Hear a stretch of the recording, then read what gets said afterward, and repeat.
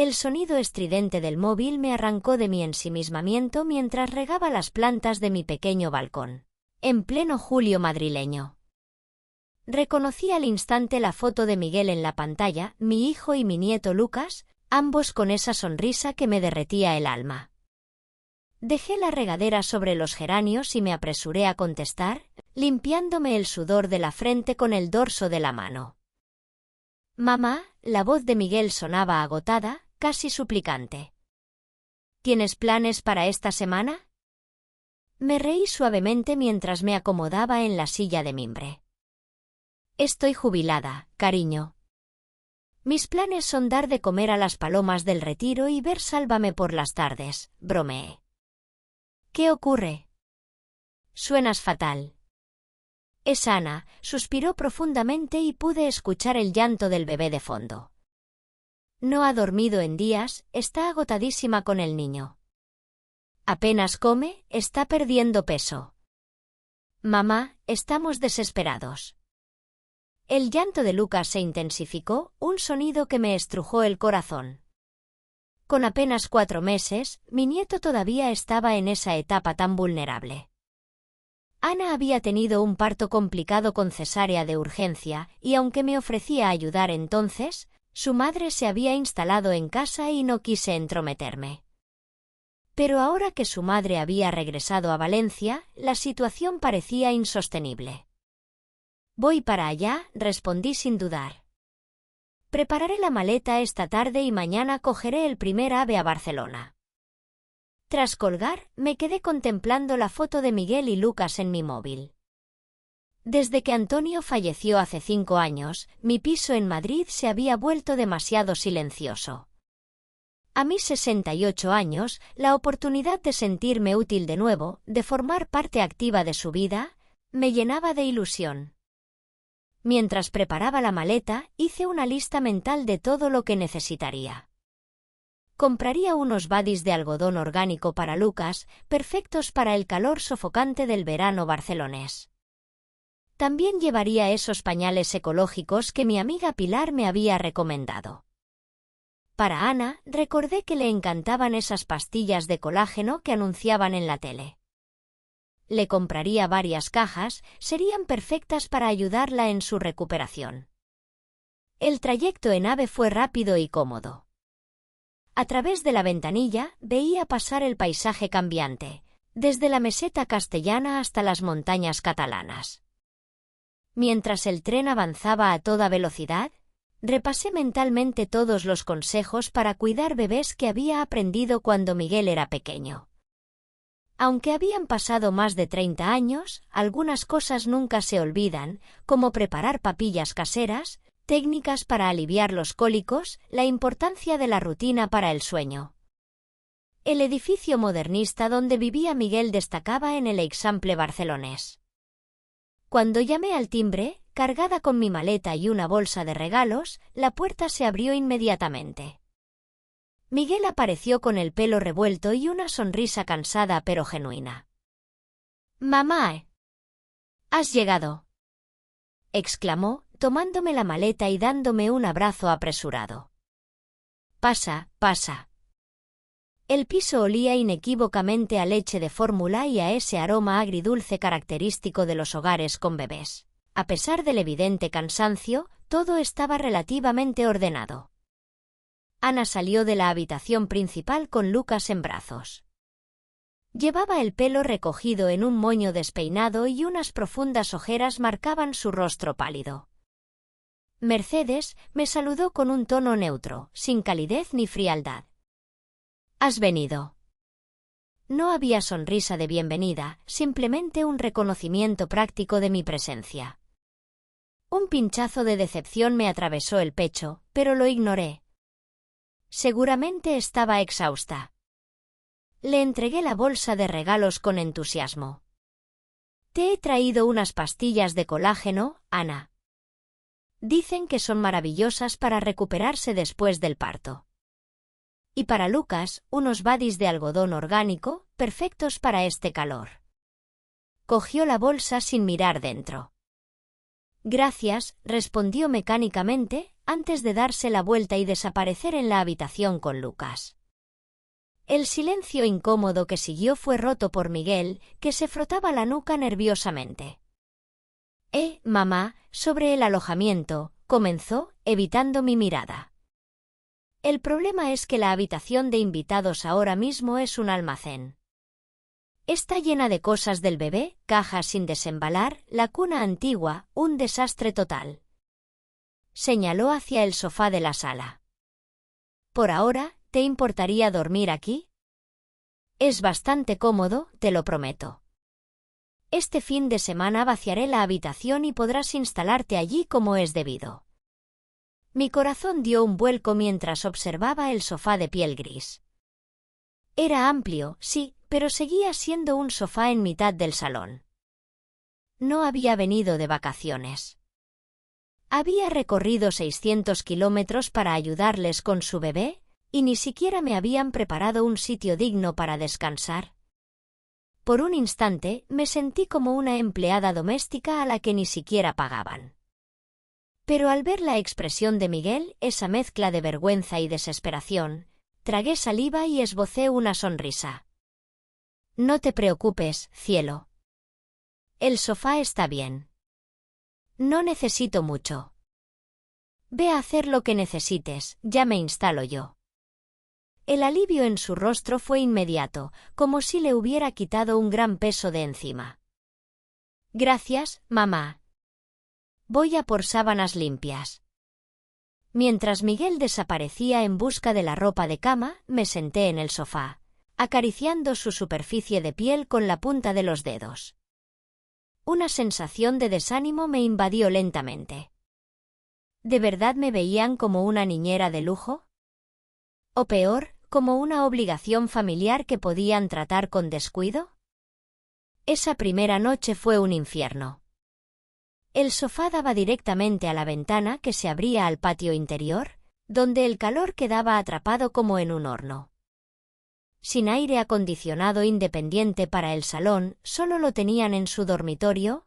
El calor barcelonés de julio era sofocante. Las persianas estaban rotas, así que entraba luz desde las primeras horas del amanecer.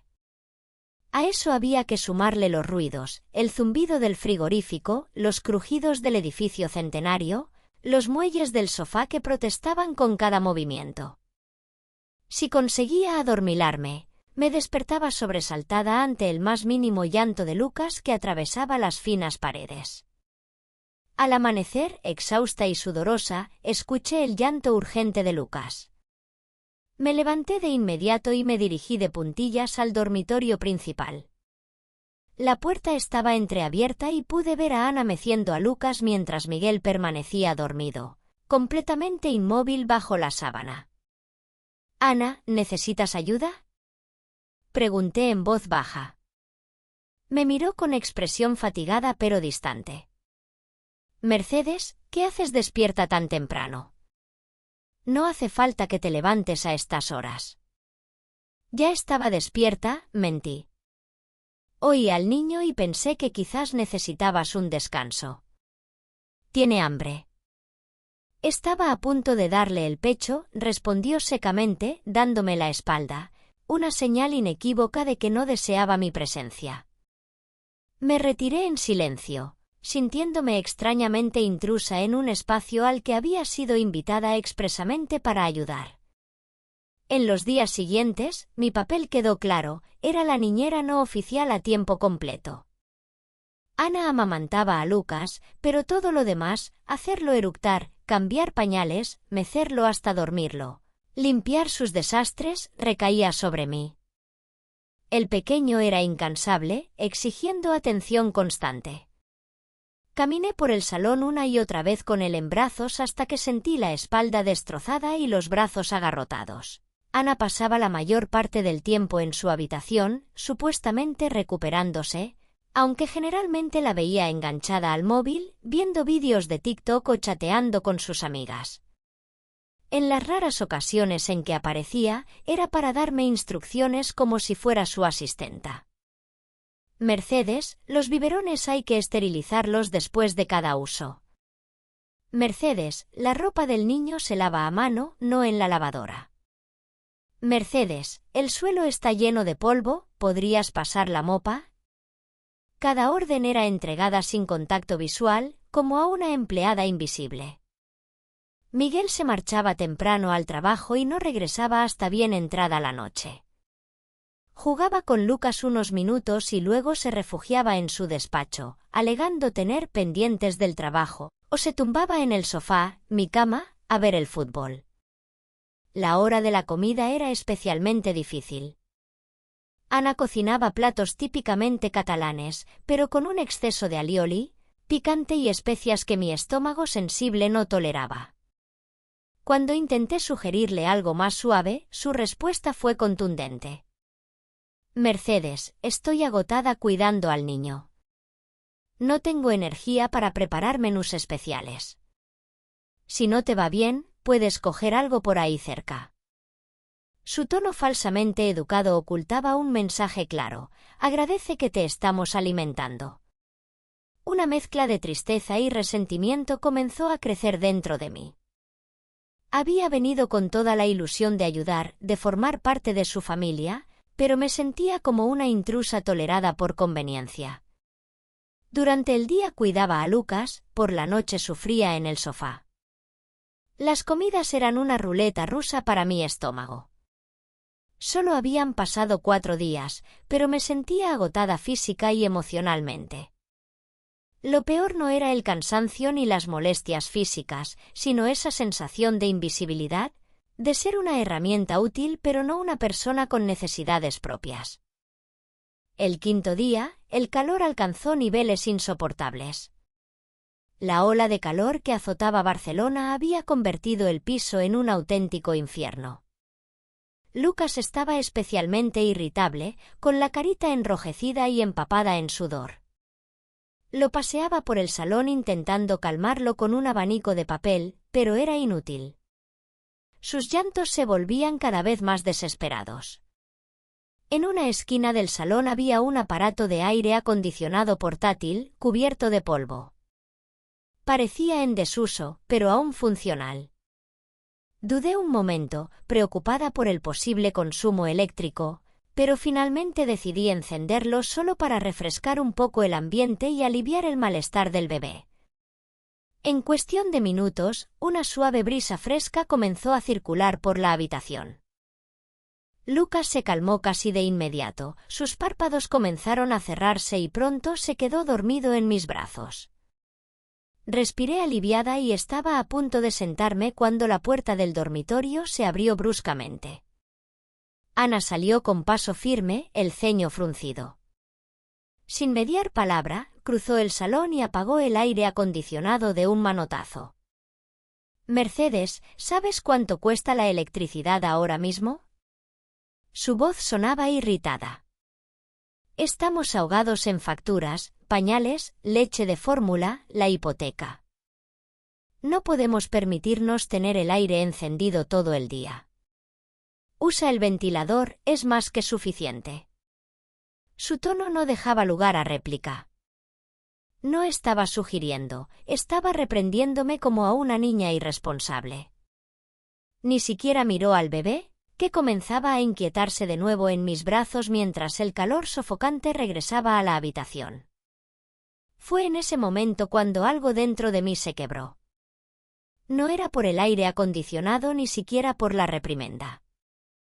Era por la absoluta falta de consideración. Había estado sosteniendo a un bebé acalorado e incómodo, tratando de aliviarlo, y ese pequeño acto de cuidado había sido castigado con humillación. Ana no esperó respuesta. Regresó a su habitación y cerró la puerta con un golpe seco. Me quedé allí, en medio del salón, con Lucas comenzando a llorar nuevamente mientras el calor nos envolvía como una manta húmeda. Los ojos me ardían, pero me negué a llorar. En lugar de eso, llevé a Lucas hasta la ventana, donde al menos entraba algo de aire fresco, y volví a abanicarlo con movimientos mecánicos. Mientras observaba su carita sonrojada, una claridad dolorosa me invadió. ¿Qué estaba haciendo allí? En solo 5 días me habían reducido a una sirvienta sin derechos, durmiendo en un sofá incómodo, comiendo alimentos que me provocaban malestar, siendo regañada por intentar aliviar a mi propio nieto. Y todo esto después de haber sido yo quien, tras la muerte de Antonio, les había ayudado con 2.000 euros mensuales para que pudieran pagar la entrada de ese piso en el Eixample, cuando los precios se dispararon. Durante 2 años había mantenido esa ayuda económica, creyendo que el amor generaría gratitud, que la generosidad sería reconocida. Pero ahora veía las cosas con claridad, cuanto más daba, más esperaban. No como un acto de generosidad, sino como una obligación. Hasta el punto de que esta abuela ni siquiera tenía derecho a poner el aire acondicionado para su nieto acalorado. Esa noche, cuando Miguel regresó del trabajo, lo llevé aparte mientras Ana daba el pecho a Lucas en la habitación. Miguel, mañana me vuelvo a Madrid. Se quedó paralizado, con la corbata a medio quitar. ¿Qué? ¿Tan pronto? Solo llevas aquí 5 días. Pensaba que te quedarías al menos un par de semanas para ayudarnos con el niño. Mantuve la mirada baja, tratando de controlar la mezcla de tristeza y determinación que sentía. Ha surgido un imprevisto en Madrid, mentí. Además, parece que Ana lo tiene todo bajo control. No mencioné el incidente del aire acondicionado, ni el sofá, ni las comidas. ¿Qué sentido tenía? Nada cambiaría. Mamá, espera. ¿Ha pasado algo con Ana? ¿Te ha dicho algo? Si te ha molestado, puedo hablar con ella. Está un poco irritable por el posparto, pero no lo hace con mala intención. Negué con la cabeza, esbozando una sonrisa cansada. No es nada de eso, Miguel. Ana y yo estamos bien. Es solo que tengo asuntos pendientes en Madrid que no pueden esperar. Me miró como queriendo decir algo más, pero finalmente asintió con resignación. A la mañana siguiente, antes del amanecer, ya había empaquetado mis cosas. Miguel me acompañó hasta la estación de Sants con el coche, intentándolo una última vez. Mamá, no te vayas así. Este fin de semana limpiaré la habitación de invitados como te prometí. Por favor, quédate un poco más. No, Miguel, respondí con voz firme pero tranquila.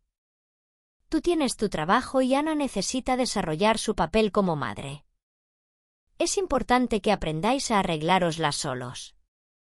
Ana ni siquiera había salido de la habitación para despedirse. Quizás seguía dormida, o quizás simplemente no le importaba si me quedaba o me iba. Curiosamente, eso hizo las cosas más fáciles. El viaje en tren fue silencioso, lleno de reflexiones. Justo antes de llegar a la estación, Miguel había sacado 2 billetes de 100 euros de su cartera. Mamá, por favor, no te enfades. Ana está desbordada, el bebé ha estado muy inquieto y ella no es así normalmente. Toma, cómprate algo bonito. Miré el dinero y un torbellino de emociones me invadió. Era una disculpa en forma de pago. Creía que 200 euros compensarían las noches de insomnio, la humillación, la sensación de ser invisible. No los acepté. No los necesito, Miguel. Tengo mi propio dinero. Guárdalos, los necesitaréis con un bebé en casa. No insistió, simplemente guardó los billetes en su cartera con la mirada baja, como si ya no supiera qué decir. En el AVE de regreso a Madrid, mientras el paisaje pasaba a toda velocidad, una extraña sensación de paz me invadió. No era ira ni siquiera tristeza. Era claridad, una calma que no venía del confort, sino de la determinación. Al entrar en mi piso de Chamberí, el familiar aroma a hogar me envolvió. La luz del sol entraba por los ventanales, bañando el suelo de parquet con un resplandor dorado. El silencio del piso ya no me pareció triste, sino acogedor. Me dejé caer en mi cama, hundiendo el cuerpo en el colchón familiar y respiré profundamente. Olía a lavanda y a seguridad. Los días en casa de Miguel parecían ahora como un sueño extraño y aleccionador. Me senté al borde de la cama, mirando la foto de Antonio en la mesita de noche. Su sonrisa cálida parecía decirme: no te desgastes, Mercedes. Ven a casa y descansa. Recordé cómo Antonio y yo habíamos ahorrado durante años para ayudar a Miguel con la entrada del piso. Está empezando, nos dijimos. La vida está muy difícil, vamos a echarle una mano. Después de que Antonio falleciera, continué sola con ese apoyo. Les enviaba 2.000 euros mensuales, una cantidad considerable de mi pensión, y lo mantuve durante más de 2 años. Creía que dar generaría gratitud, que el amor sería correspondido con amor. Pero ahora, mirando hacia atrás, lo veía claro: cuanto más daba, más lo daban por sentado. No como generosidad, sino como derecho adquirido. Hasta el punto de que, a sus ojos, esta madre anciana ni siquiera merecía comodidades básicas durante su estancia. Esos 5 días no solo fueron agotadores, fueron reveladores. Como un jarro de agua fría vertido sobre una ilusión que había alimentado durante años. Antes creía que el amor incondicional era noble. Ahora comprendía que algunas personas nunca te lo agradecerán, solo te guardarán rencor por no dar más. Se acercaba fin de mes, el momento de hacer la transferencia habitual. Me senté en mi butaca favorita, junto al ventanal que daba a la plaza, y abrí la aplicación del banco en la tablet. El saldo no era espectacular, pero suficiente para vivir con dignidad. Era la seguridad que había construido tras una vida de trabajo como profesora y los ahorros que Antonio y yo habíamos acumulado prudentemente. Mientras miraba la pantalla, los recuerdos desfilaban como diapositivas. Ana apagando el aire acondicionado con indiferencia hacia el malestar del bebé, Miguel evadiendo responsabilidades, mis noches en aquel sofá infernal. Me pregunté en voz alta: ¿ha valido la pena? La respuesta fue inmediata y clara: no. Mi dedo permaneció suspendido sobre la página de transferencia periódica, pero no la ejecuté. En su lugar, abrí una página de viajes y busqué excursiones por la costa cantábrica. Después exploré el programa de actividades del Centro Cultural del barrio, talleres de acuarela, clases de tai chi para mayores, un club de lectura. La decisión estaba tomada. Ese dinero que les enviaba cada mes, a partir de ahora, sería mío. Ni para Miguel, ni para Ana, ni para hacerles la vida más fácil, sino para mí misma. Una mujer que había pasado la mayor parte de su vida cuidando de otros y que finalmente merecía cuidarse a sí misma. Dormir bien, comer lo que le apeteciera, vivir como una persona y no como una sombra.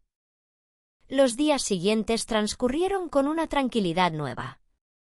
Por las mañanas paseaba por el Retiro, charlando con otras jubiladas sobre sus nietos y sus plantas. Por las tardes cuidaba mis geranios y leía esas novelas que había ido acumulando sin tiempo para abrirlas. Por las noches, me acurrucaba en el sofá, mi sofá, cómodo y acogedor, con alguna serie en Netflix y dormía sin interrupciones.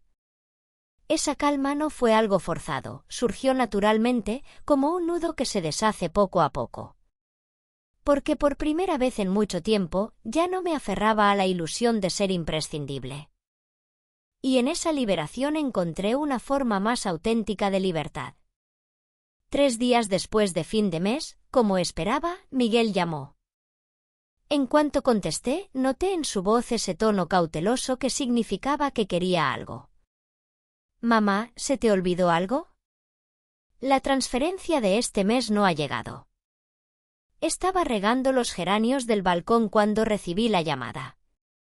Al escuchar sus palabras, mi mano se detuvo en el aire, pero mi voz se mantuvo firme.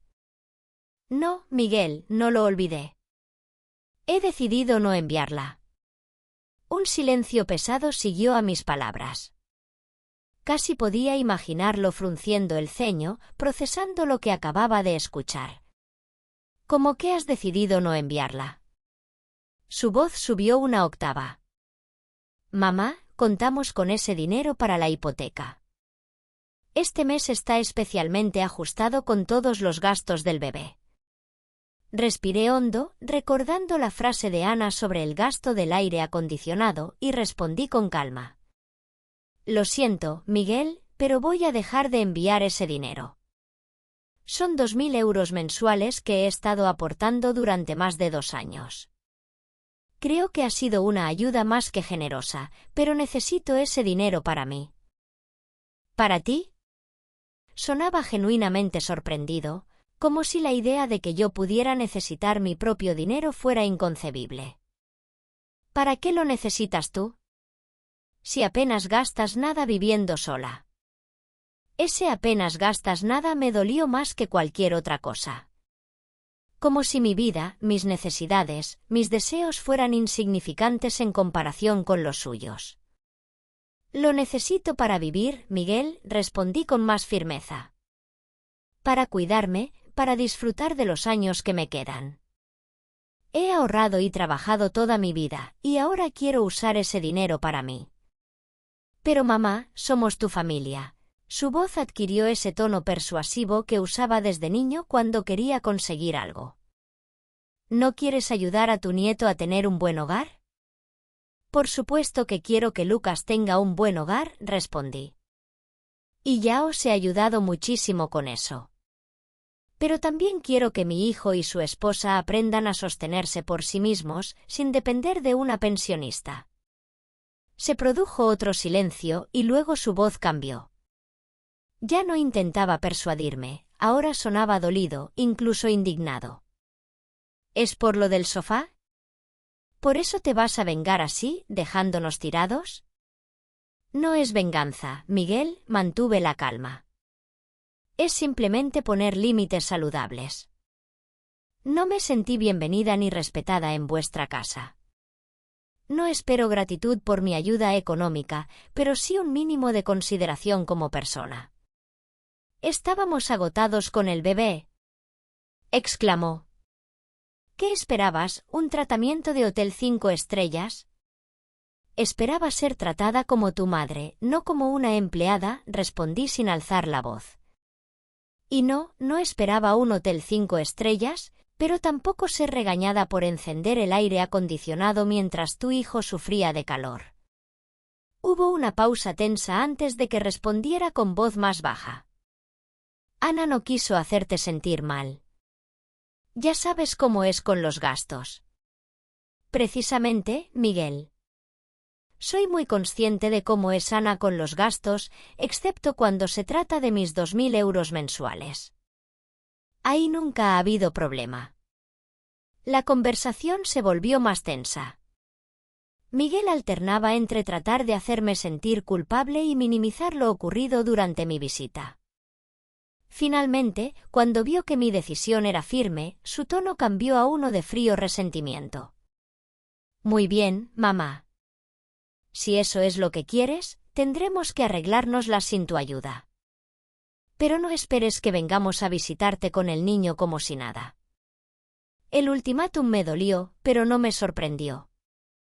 Era la confirmación final de lo que ya sabía. Para ellos, mi valor se medía únicamente por lo que podía darles. Lo entiendo, respondí con tristeza. Mi puerta siempre estará abierta para vosotros, especialmente para Lucas. Espero que algún día comprendas que esta decisión la tomo no solo por mí, sino también por ti. El dinero fácil nunca ayuda a nadie a madurar. Colgué sintiendo una mezcla de dolor y liberación. Sabía que probablemente pasaría mucho tiempo antes de volver a ver a mi nieto, y eso me partía el corazón. Pero también sabía que había tomado la decisión correcta. Esa tarde me inscribí en un taller de acuarela en el Centro Cultural del barrio y reservé un viaje de una semana a San Sebastián para el mes siguiente.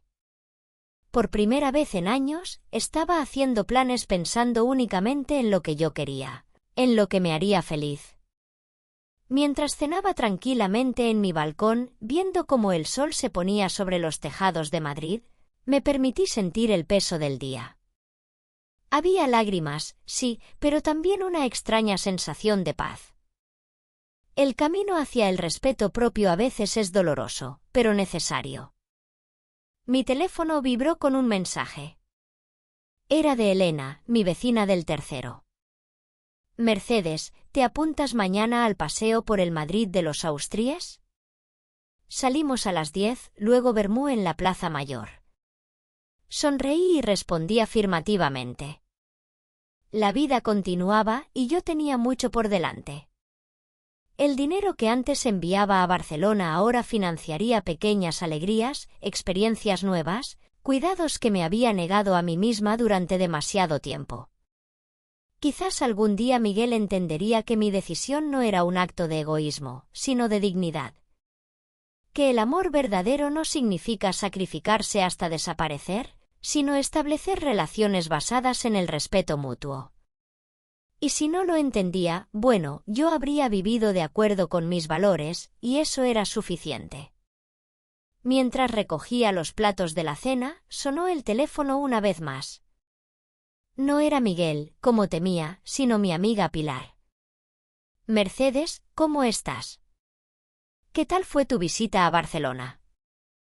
Me senté cómodamente y empecé a contarle toda la historia, sin amargura, simplemente como quien comparte una lección aprendida. Al otro lado de la línea, Pilar escuchaba con atención. ¿Sabes qué? Dije finalmente. He aprendido que a veces, amarte a ti misma es el acto más valiente que puedes hacer.